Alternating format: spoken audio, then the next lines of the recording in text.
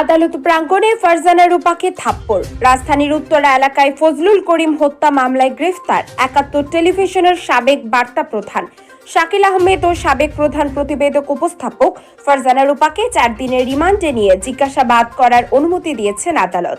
ঢাকার chief metropolitan magistrate CMM আদালত আজ বৃহস্পতিবার এই আদেশ দেন। এর আগে শাকিল আহমেদ ও ফারজানা রূপাকে আদালতে হাজির করে ১০ দিন রিমান্ডে নিয়ে জিজ্ঞাসাবাদ করার আবেদন করে পুলিশ। উভয় পক্ষের শুনানি নিয়ে আদালতে সাংবাদিক দম্পতির ৪ দিনের রিমান্ড মঞ্জুর করেন। এর আগে বিকালে তাদের আদালতে হাজির করার সময় ও শুনানি শেষে নেওয়ার পথে তাদের বিরুদ্ধে বিক্ষোভ প্রকাশ করেছেন আইনজীবী ও সাধারণ মানুষ। এ সময় এক ব্যক্তিকে ফারজানা রূপার মাথায় থাপ্পড় মারতে দেখা যায়।